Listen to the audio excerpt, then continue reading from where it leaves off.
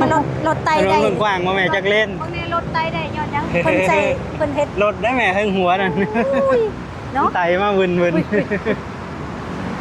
นี่นะเพิ่นแปลว่าเพิ่นใส่แต่ว่าเพิ่นใส่เฮ็ดมาตรฐานเนาะคุ้มค่า แม่เล็กตัวนี้น่าจะเป็นเล็ก โอ้ แต่ทั้งคนเป็นคนจีดแม่บางที่เสา อุ้ย เฮ็ดได้เฮ็ดดี เก่งแม่ว่าเบิ่งยามใดก็บ่เปิดบ่แม่นเว้าดอก แต่ว่ามาคอยมาแย่งเบิ่งอ่ะนะนี่นะมันเป็นตาเบิ่ง ใครอยากเห็นความเจริญให้มาเมืองไทยเนาะแม่ แม่ เห็นอีหลีนี่ เห็นนี่แบบบ่เคยเห็นก็เห็นที่จังซี่นี่ เห็นได้จัง ร ได๋ ถแล่นอยู่ข้างล่างแม่นบ่รถแล่นอยู่ข้างล่างเฮามาเบิ่งอยู่ข้างเทิงกันปลอดภัยน่ะนะ แม่รู้จักบ่เพิ่นให้ต่างประเทศสร้างให้บ่แม่คิดว่า แม่นนะไผจ้ะต่างประเทศจ้ะ ถ้าบ้านเฮานี่สิใช้ต่างประเทศได้มาสร้างให้ถ้าเป็นต่างประเทศที่เฮ็ดเองบ่เป็น อันนี้เป็นจ้างเองเพิ่นบ่นี่ อันนี้เมืองไทยนี่แม่ โอ้ อันนี้สร้างไทยบริษัทเป็นของไทยประเทศเองนะแม่ อ่อนคนนี้เนาะคน เก่งบ่แม่วะ คนคือพัฒนาได้แท้ แมนเก่งคักอะลีสวัสดีครับสวัสดีครับพี่ๆวันนี้ผมอยู่ที่ใต้สะพานแขวนหรือว่าสะพานพระราม9เนาะก็พอดีจะพาคุณแม่ยายนะครับ ไปเดินเอเชียทิกจะว่าเพิ่นได้เห็นความเจริญของเมืองไทยบอนนี่ก็อยากให้ลูกพาจอดรถเบิ่งเพิ่นว่ามันสวยงามแท้อลังการมากๆนะครับว่าเพิ่นจะตื่นเต้นขนาดไหนเนาะวันนี้ก็มากับน้องแบงค์ด้วยน้องแบงค์สวัสดีลูกแล้วก็แม่ยาย สวัสดี เฮ็ด ค่ะ ดีๆแบงค์ สบายดีเด้อพี่น้อง กับพ่อกันอีกแล้ว มา ครับ บ่อยแล้วมาเบิ่งมาชมอีกแล้วเด้อ อันนี้คืออยู่ที่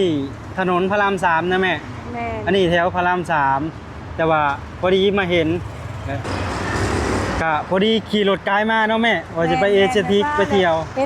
นมันไหลสั่นนะสะพานทางบ่นี่น่ะทางบ่นี่ ทางได้แม่อันนั้นนะทางไหมออนซ่อนบ่เห็นเลยแม่ คือไหลสั่น ปาดเด้อ รถ อัน แล่ นี้ นมันบ่นั่นน่ะ แม่นอันนี้คือเพิ่นเฮ็ดบ่ให้รถติดไฟแดงแม่ แม่ เวลาขึ้นมาแล้วเพิ่นจะได้ลัดปูนไปพุ่น นั้น แม่นถ้าเพิ่นบ่เฮ็ดขึ้นไปนี่ อันนี้ก็ รถมันหลาย แม่นบ่รถแล่นน่ะคือมันหลายทางแท้คือหลายสั่นหลายอัน แม่นหลายสั้นงามแฮงนับเบิ่งดูแม่จักสั้นเจ้าอ่ะ 1 2 3 4 5บ่แม่นบ่ ว่า บ่ขึ้นไปเบิ่งบ่ เห็นแล้วก็อยากขึ้นไปเบิ่งบ่แม่ ไปเบิ่ง ไปได้ใช้กับมาประเทศไทยเลยอยากเบิ่งความเจริญเนาะแม่ แม่น เจริญคักเจริญแน่ ก็คือ รถเพิ่นก็หลายๆได้แม่เอ้ย แม่นรถหลายนี่แล้วเนาะอืม แบ็คระวังรถลูก รถ แบ็ค น้อยรถทั้งไปเฮ็ดได้จังได๋นี่เนาะ แม่น นะน่ะหลายสั่นนั่นน่ะสั่นสูงๆอ่ะนะอันนั้นก็รถแล่นบ่นั่นน่ะ แม่น ว่าอันนั้นก็รถแล่นบ่นั่นน่ะ แม่นแม่รถแล่นได้นะ โอ้โห อันนั้นคือสะพานแขวนหรือว่าสะพานพระราม9แม่ รถใหญ่สิขึ้นได้บ่นั่นน่ะ โอ้รถบรรทุกใหญ่ๆก็ขึ้นได้รถพ่วงก็ขึ้นได้ เพิ่นคือมาเฮ็ดเก่งนี่สร้างเก่งแท้ โทษได้ป่ะรถโม้ปูนก็ขึ้นได้ น่ะเนาะ แม่ย่ารถใหญ่ขึ้นมาได้คนว่าเบิ่งรถโม้ปูนยังขึ้นได้ แม่ยอมแล้วแม่ยอมไปจ้างได้จังได๋อันนี้น่ะ แข็งแรงบ่แม่ ตก ดูสะพานเหมือนแข็งแรงบ่ ก็เป็นตาเชื่อเด้อนั่นๆๆๆเนาะ อันนั้นก็สะพานคือกันแม่ไปสิขึ้นไปเบิ่ง โต ตามบันไดเพิ่นเฮ็ดเส้นไว้ได้แม่ ก็เดียวให้ได้ อันนี้คือขึ้นฝั่งนี้คือขึ้นฝั่งนั้นคือลงตาคนหลายตาคนหลายครับต้องไปตามลูกศรเพิ่น โอ้ยนี่นะอันนี้นะเพิ่นนั่นไว้ให้เพิ่นนั่นคนแย้งงามบ่ดิ ดอกไม้ก็งาม โอ้ยบรรยากาศดีโลดเนาะโอ้ยแม่ลูก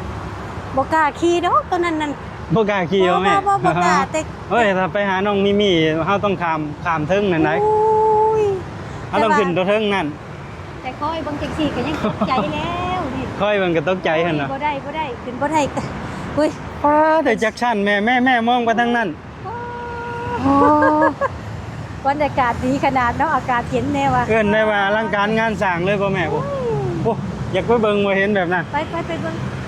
โอ้ยแม่ ว่างามคักงามแหน่เนาะ เออ บ่แม่ไปเบิ่งทางนี้ ใครแม่บอกบ่เห็นรถแล่นแม่บ่เชื่อนี่ ถ้าบ่เห็นรถแวนอยู่ข้างบนนี่บ่เชื่อว่ารถวิ่งได้ ยังว่ารถวิ่งบ่ได้เด้นี่แล่นบ่ได้เด้นี่ที่ได้จังได้สุดๆก็ตัวบ่กล้าขึ้นเด้อ อันนั้นรถพ่วงรถหยังก็ขึ้นได้เบิดคือกันแม่ เนาะ เก่งบ่เพิ่นเฮ็ดมื้อนี้รถข้างล่างก็แม่ ที่โต เบิ่งรถใหญ่ๆผู้มากผู้ นี่นะรถนี่นะแม่ว่ามันสิขึ้นได้จังได้นี่ไปลงได้จังได้นี่นะนี่ก็ตัวเพิ่นสร้างได้ มาทางนี้แม่เวลาเห็นคนก็หลบๆเพิ่นนี่ แบ่ เก่ ง ง ลบ น้อยเก่ง ๆอลังการค่ะก็แม่ป้าแยกนี่บ่รู้ว่าแยกอีหยังเนาะพี่ๆลูกก็คอมเมนต์เข้ามาเลยนะครับว่า แต่มันเป็นลักษณะพิเศษกับถนนพระราม3ตัดกันตรงนี้ด้วย นี่เพิ่นไปสร้างได้จังได้นี่แม่ละมืดจังซี่นี่ มันซ่อนบ่แม่ อ่อนซ้อนนั่นแล้ว เสาต่อหม้อสะพานนี่ แม่น ต้นหนึ่งน่ะที่สร้างบ้านได้หลายหลัง คนยังกล้าขับขึ้นไปเนาะ เป็นยังกล้าครับขึ้นแม่ว่า แม่แนมเดี๋ยวนี้แม่ เฮ็ดได้มาตรฐานแม่ ย่างโตๆกับแม่บ่กล้าขึ้นแล้วหรือว่าเพิ่นเก่งเนาะเพิ่นมัดกระทะ นี่ได้แม่สิว่าสุพัง ไหน อันนี้คือข้างบนนี่เป็นสะพานพระราม9หรือว่าสะพานแขวน นี่ อันนี้เพิ่นบ่ได้เฮ็ดแล้วมื้อวานนี่มื้อซืนนี่ได้แม่ เป็นแต่หึงบ่ 30 กว่าปีแล้ว ความเจริญของประเทศไทยเพิ่นมีมา30 กว่าปีแล้ว บ่แม่นรุ่นแม่ ตั้งแต่แม่มากรุงเทพผู้บ่จัก เพิ่นก็มีมาแล้วเรื่องความเจริญของเพิ่น ความเจริญเนาะ แต่มาเห็นแล้วมันเปลี่ยนไปมากก็แม่ เปลี่ยน แล้วก็มีตัวนั้นแม่ ตัวนั้นสะพาน มันคือหลายจะพันแท้ อันนั้นเพิ่นเป็นสะพานทศมารสันเพิ่นเฮ็ดเพิ่มมันบ่พอแม่ โอ้แบบรถแล่นหลายคันน่ะบ่ แม่นอันนั้นแห้งยิ่งใหญ่แม่ใหญ่มากตัวนั้นน่ะเพิ่งเปิดใหม่นะ แม่เหลียวเบิ่งตัวนี้ก็ยังใหญ่แล้วตัวนั้นก็เฮงใหญ่ ทศมารสันก็เพิ่งเปิดไปปีที่แล้วแม่ โอ้ตัวเนาะเพิ่นแบบแม่ว่า เงึดบ่แม่เงึดบ่คนค่ะ แต่ว่าเพิ่นสร้างได้สร้างดีหั่นนะ ทางได้ทางดี แต่ว่าแม่นว่า และ นึงมัดสร้างกับแบบมาตรฐานเนาะแบบมาตรฐานเรียบ สิ่ง ร้อย สิ่งสำคัญนะแม่ อันนี้คือแม่รู้จักบ่เพิ่นให้ต่างประเทศสั่งให้บ่แม่คิดว่า แม่นนะไปจ้ะต่างประเทศจ้ะ ถ้าบ้านเฮานี่สิใช้ต่างประเทศได้มาสั่งให้ถ้าว่าต่างประเทศที่เฮ็ดเองบ่เป็น อันนี้เป็นจ้างเองเพิ่นบ่นี่ อันนี้เมืองไทยนี่แม่ โอ้ อันนี้สั่งไทยบริษัทเป็นของไทยประเทศเองนะแม่ อ่อนคนนี้เนาะคน เก่งบ่แม่วะ เก่งคนคือพัฒนาได้แท้ แม่นเก่งคักอีหลีป้าแม่ไปเบิ่งทางนั้น จะบางแม่ค่อยบางรถนั่นอุ้ย รถก็หลายคักอีหลี แบบว่าเพิ่นอันตัวนี้ อันนั้นเพิ่นเฮ็ดหลายชั้นรถยังบ่อยากพอแม่ อันนี้เพิ่นให้คนยางแบบว่าความปลอดภัยบ่นี่ อ๋อใช่แม่นแล้วแม่นแล้ว เออ ก่อนแม่จะกลับบ้านก็พาไปชมหลายที่หน่อยเนาะพี่ เอ อันนี้ก็คือผมก็ผ่านบ่อยๆ แต่ไม่ได้ถ่ายคลิปเนาะ นี่แบบว่าก็สิมันรถไต ถนน ได้ มันกว้างบ่แม่จักเล่น พวกนี้รถไตได้ย้อนหยังเพิ่นใส่เพิ่นเฮ็ด รถได้แม่ทั้งหัวนั่น อุ้ยเนาะ ไตมาวิน นี่นะเพิ่นแปลว่าเพิ่นใช้แต่ว่าเพิ่นใช้เฮ็ดมาตรฐานเนาะคุ้มค่า แม่นเล็กตัวนี้น่าจะเป็นเล็ก โอ้ แต่ทั้งคนเป็นคนจีดเป็นปูนแม่ คันว่าผู้สร้างนี่แบบว่า คนเก่งคนกล้าลิเนาะแบบว่าสร้างได้ แม่นแล้ววิศวกรต้องเก่งแล้ว ผู้เป็นเนาะ แม่บางที่เสา โอ้ย เฮ็ดได้เฮ็ดดี เก่งแบบว่าผู้สร้างนี่เก่งอะลิคุคันหนึงมากับหัวคิดเนาะหัวคิดปัญญาหั่นน่ะสร้างได้จังซี่น่ะคิด อันนี้มันข้ามแม่น้ำเจ้าพระยาเลยแม่ โอ้ สะพานนี่ข้ามแม่น้ำเจ้าพระยาไปฝั่งสุขสวัสดิ์ บ่ได้ไกลเนาะลองเรือนี่เนาะ แม่น บ่ได้ไกลโอ้ นี่ข้ามไปฝั่งสุขสวัสดิ์ มันกับไปตามันกับตาเบิ่งตาแยงอยู่ได้คอยไปก็ได้เนาะ แม่ งาม เบิ่ แฮ ง ง ยามใดก็บ่เบื่อเนาะแม่มาเห็นจังซี่หั่นนะความมั่นคงของเพิ่นน่ะลูกจะว่ามั่นคงถ้าว่ามันคงได้เนาะแบบสร้างมาตรฐานเลย นั่นรถโรงพยาบาลแม่รถโรงพยาบาลหรือว่ารถฉุกเฉิน จิ๋วๆน่ะเพิ่นหมายความว่าหยัง รถฉุกเฉินแม่รถโรงพยาบาลเพิ่นจะลบทางให้รถโรงพยาบาลเห็นบ่แม่เวลารถมีมาเพิ่นจะลบ นี่นะ นี่น่าจะไปโรงพยาบาลเจริญกรุง เพิ่น เพราะว่าอยู่ใกล้โรงพยาบาลเจริญกรุง นี่นะแม่ว่าเสามันนี่เนาะนี่เสามันนี่สร้างป๊าดเก่ง บ่เชื่อว่ารถสิขึ้นได้บ่แม่ วันนี้หนนะเพิ่นสิมาก่อสร้างหั่นนั้นโอ้คันเว้าแล้วก็ผู้สร้างหัวคิดใหญ่เนาะ เงิดหลาย หัวคิดใหญ่ขนาดแบบว่าสร้างได้ซ้ำนี่หั่นนะแม่ก็ดีมกดีใจเพิ่น สร้างประเทศไทยแบบว่า แบงค์งามบ่แบงค์ งามบ่ฮัมงามบ่แบ่งงามบ่ลูก อันนี้ก็อายกล้อง งามแบ่งแต่ว่า แบงค์กับเบลอายกล้อง แม่ว่าโอ้ยเนาะแม่มาเฮ็ดจังซี่แหละ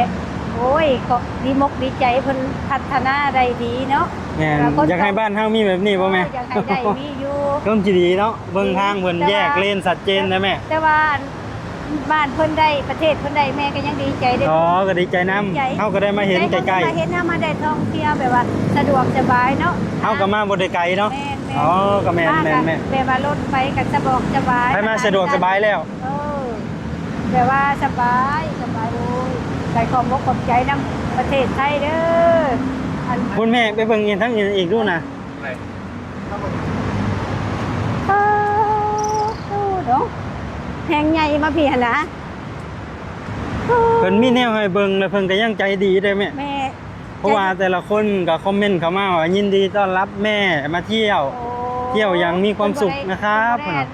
เพิ่นบ่ได้ขี้ที่เพิ่นบ่ได้หวง แบบบ่ได้หวงแบบ เพิ่นบ่ได้หวงเที่ยว คนประเทศลาวมากกับบ่ได้ว่าคน แม่ ไทย น มากกับบ่ได้ว่านะโอ้ยดีมกดีใจนํเด้อพี่น้องเอ้ยแม่ดีใจนำหลายที่มาท่องเที่ยวกะแบบว่าประทับใจแบบว่าบ่มีผู้ใดกีดกันเลยอยากมาเที่ยวมาดูมาเบิ่งมาแย่งก็ได้เบิ่ง เบิ่งว่าแม่นี่สะพานลอยกับปลอดภัยเห็นบ่ โอ้นั่นแล้วอย่า ทุ ง ก ว่า เส้นทุกสายเพิ่นสิเฮ็ดไว้แบบนี้ให้เฮาเดินแบบสะดวก เป็นทันสมัย ทันสมัยก็เจริญเห็นแม่เบิ่ง แม่น่ะ นี่มาเบิ่งทางนี้ที่สำคัญนี่ ใช่ มันสว่างสวัยแม่นบ่แม่ เพิ่น มันเปิดไฟทั่วเบิด แม่ว่าเบิ่งยามใดก็บ่เปิดบ่แม่นเว้าดอก แต่ว่ามาคอยมาแย่งเบิ่งอะนะนี่นะมันเป็นตาเบิ่ง ใครอยากเห็นความเจริญให้มาเมืองไทยเนาะแม่ แม่น เห็นอีหลีนี่ เห็นนี่แบบบ่เคยเห็นก็เห็นที่จังซี่นี่ เห็นได้จัง ร ได ถแล่นอยู่ข้างล่างแม่นบ่รถแล่นอยู่ข้างล่างเฮามาเบิ่งอยู่ข้างเทิงแต่ปลอดภัยน่ะนะโอ้ยนั่นบ่แม่นว่าแม่สิย่องเด้อยายสิย่องเด้อเบิ่งยามใดก็เป็นตาเบิ่งนี่เพิ่นสร้างไว้ เบิ่งที่แม่ถนนเพิ่นข้างล่าง1 2 3 4ข้างนี้ก็4เลนข้างนั้นก็4ก็เป็น8เลย แบบว่า ตรงนั้น8เลน ไปง่ายเนาะ นำบ่ครบแม่นำบ่คู่เพราะว่าอยู่ข้างบนอีกปุ๊บ แม่นรถหลายก็ไปสะดวกสบาย แม่นรถหลายก็ไปสะดวกสบาย ย่างมานี่บ่ได้ผ่านรถผ่านหยังสบายโอ้ยประทับใจนำเด้ น้องแม่มองไปทางนั้น เา อันนั้นสิเป็น ตึกบ่นั่นน่ะ แม่นเพิ่นแขวนไว้เหมือนสะพานน่ะเพิ่นสิเอาเสือกสายเคเบิลเนาะ แบบว่า สายเคเบิลแขวนแขวนไว้ โอ้ เพิ่นก็เลยเรียกสะพานแขวน โอ้แบบว่าให้มันมัดกับฐานบ่ แม่น มันแน่นเป็นบ่ แต่ตรงนั้นเพิ่นก็มีสิ่งศักดิ์สิทธิ์คอยคุ้มครองนะแม่ โอ้ตัวชัก ใครขับรถผ่านก็ต้อง แม่น ไหว้เพิ่น เพิ่นก็นับถือเพิ่นนั่นแหละเนาะเพิ่น แม่น เพิ่นว่าเลยเคารพนับ คือเฮาสิไปหันไปนี่เวลาข้ามแม่น้ำแก้มยังเฮาต้องยกมือไหว้ตรงนั้นเป็น โอ้ให้ พระ แม่ว่าให้เพิ่นรักษารักษา แม่น คุ้ครอง พระสารีริกธาตุแม่ โอ้ยก็แม่น อยู่ แล้ว ตรงยอดน่ะมี เพิ่น มี คุ้ครอง ทุกสะพาน ทุกคนได้รู้เอ้ยเพิ่นก็แบบให้อยู่ดีมีแห้งมี เดินทางปลอดภัยแบบนี้ เห็นบ่แม่รถเพิ่นหลายเดินทาง โอ้ยหลายก็เบิ่ง รถใหญ่ๆเบิ่งแม่ไว้กลัวยันมันขึ้นบ่ได้ แม่น่ะยันว่ามันขึ้นบ่ได้มันไปขึ้นได้ใช่แม่ว่า ก็สิลูก เอาอย่าเฮ็ดจังซั่นลูกเออ เบิ่งแม่รถไหลขึ้น โอ้โหโอ้ยสองเหรียญนะฮะเนาะแม่ว่าอันผู้สร้างหั่นน่ะแต่ว่าประทับใจมาตรฐานความเรียบร้อย เก่งกล้าสามารถสร้างได้จนว่าสร้างสะพานขึ้นทั้งเทิงพุ่นเนาะแม่ว่าป้านแม่ว่าคน บ่น่าเชื่อเนาะแม่ว่าเพิ่นสิทำเองได้ บ่ได้จ้างผู้อื่ เพิ่ น นนี่แบบว่าใจสปอร์ตแบบเก่งกล้า พูดแม่รถเมล์ โอ้ยเอา รถเมล์ด่วนก็ขึ้นได้ เมย์ รถเมล์คันใหญ่ๆก็ขึ้นได้ โอ้ แนมไปคือว่าน้อยๆเนาะ โอ้ ที่จริงรถบักใหญ่ได้น่ะ ได้จังได้พุ่นน่ะแลนบ่ได้เนาะน่ะ กว้างขวางงามหลายแยกนี่แบบ แม่นดีโอ้ ใหญ่นะ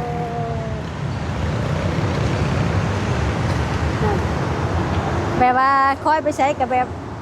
เจริญหูเจริญตา ดูเจริญตาแบบเป็นตาเบิ่งแบบเบิ่งบ่เปิดนะบ่เปิดบ่ นี่คือแยกพระราม3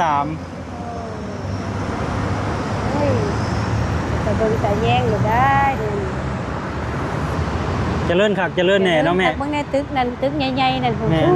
สูงนั่นคนอยู่เนาะคนอยู่ อุดม กะพอดีวันก่อนกับพาแม่ไปชมความเจริญ